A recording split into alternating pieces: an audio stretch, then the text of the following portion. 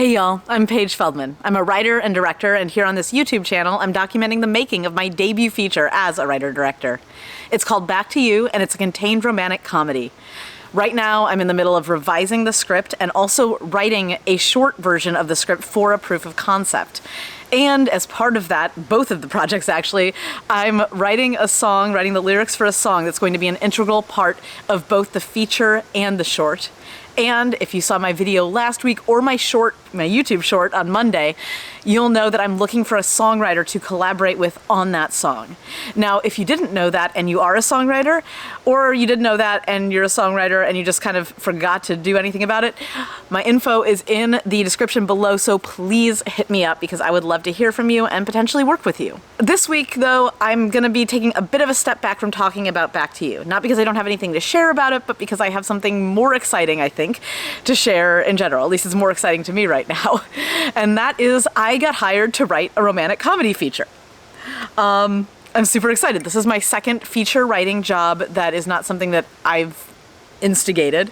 And I had a rewrite job a few months back, but nothing really came of it. This one is a full-on from the pitch first job. It was an open writing assignment. I was chosen amongst a bunch of people who were invited to pitch, and I'm so excited to be beginning this journey. And just so you know, right now I'm filming this, it is April 15th, and the Writers Guild is currently in negotiations with the Producers Association, I think AMTP?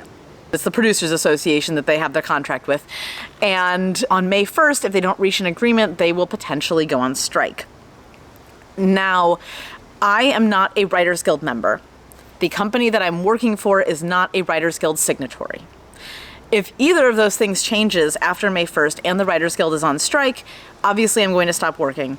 However, if nothing changes on any of those fronts, I will continue to work because I am not covered by the Writers Guild contract yet. However, I will not scab at all.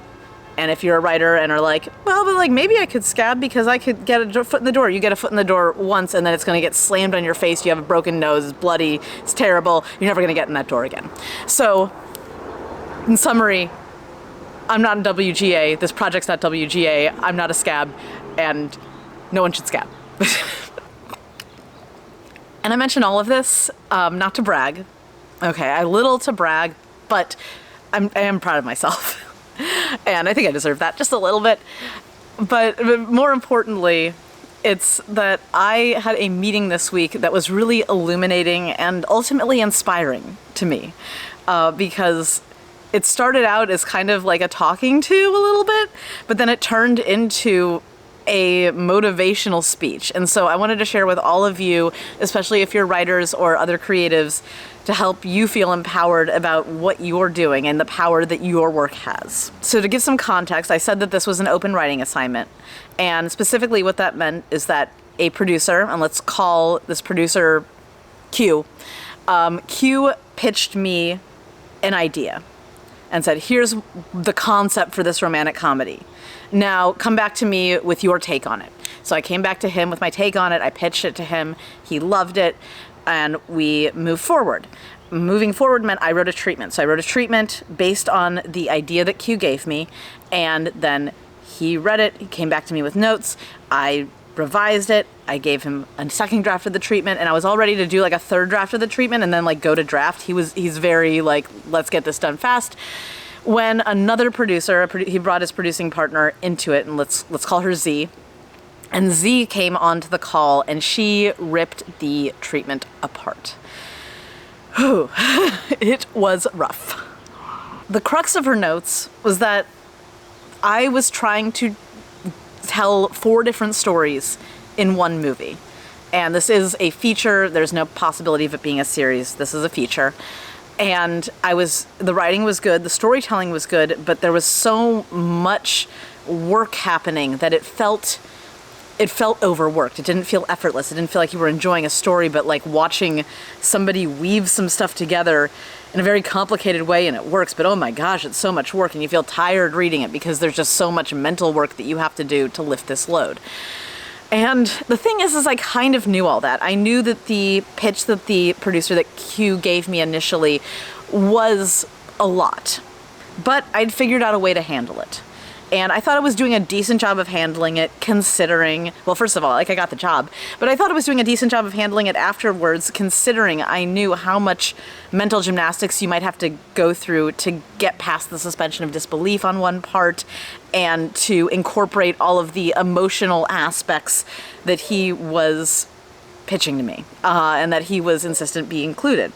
But Z wasn't having it, despite all of the good work I was doing. And she said, like, you really are twisting yourself up into a pretzel to make sure that everything gets included, but it's not working. Now, even before Z got into her notes, I had an instinct that something about this story wasn't 100% working.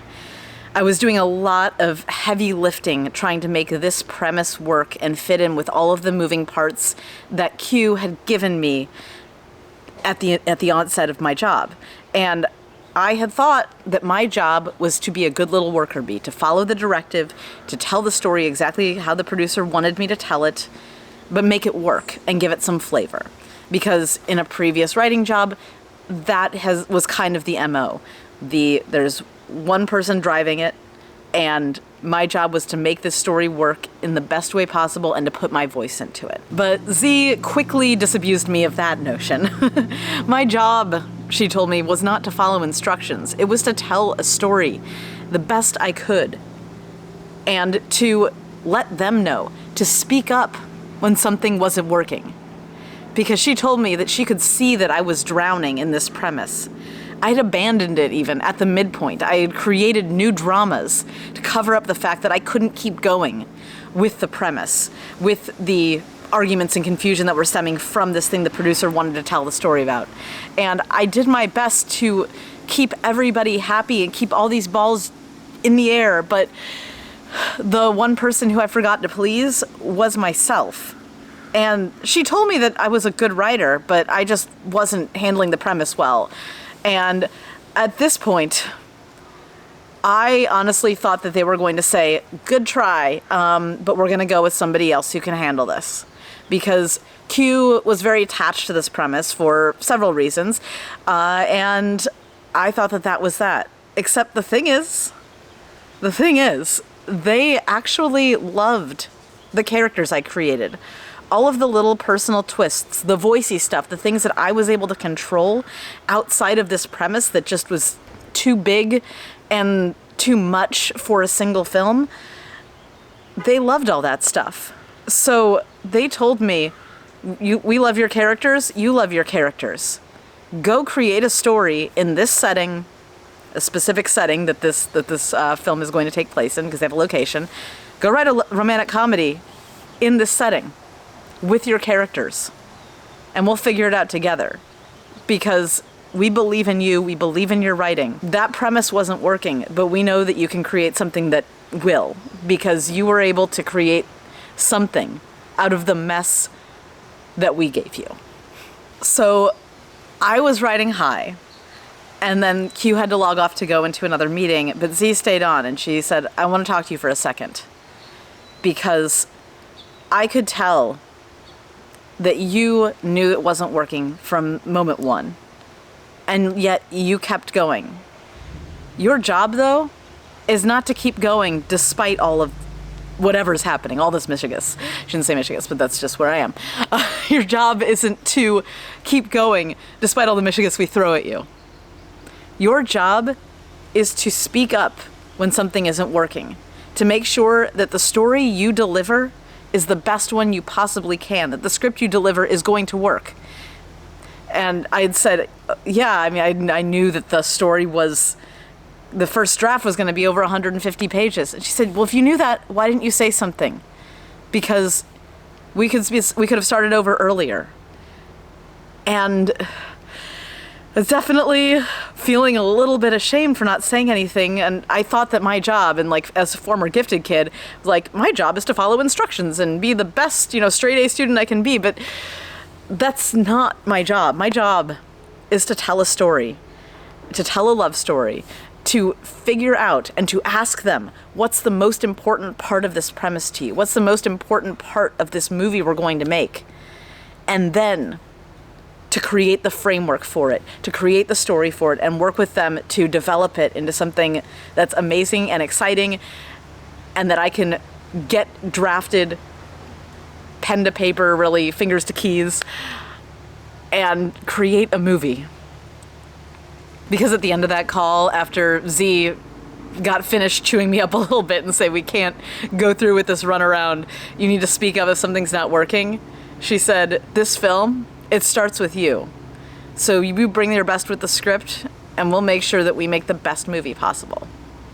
You know, I felt empowered. Hanging up then, I realized how much power I actually have. My job is to create a world, to create a whole story, whole people, a whole thing that other people are going to help make real. My job isn't to follow producers' instructions as much as it is to figure out what these producers actually want and to give it to them, even if it's in a form that's different, because it all starts with the script. So writers, even when it feels like you have no power, like you're just the servant to someone else's vision, if something isn't working for you, speak up.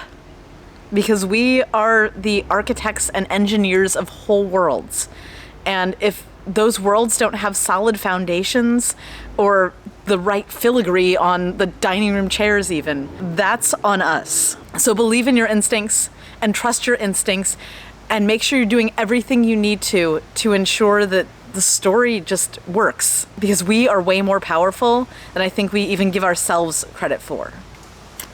And with that, I am gonna get back to rewriting this treatment from the ground up, creating a whole new story, and also rewriting Back to You. It's a lot of rewriting this week. Again, if you're a songwriter and want to talk about collaboration, please hit me up. My info's in the description below. And I will see you all next week for another episode of Cake Fight Presents The Making Of. Bye. Actually, stupid plane.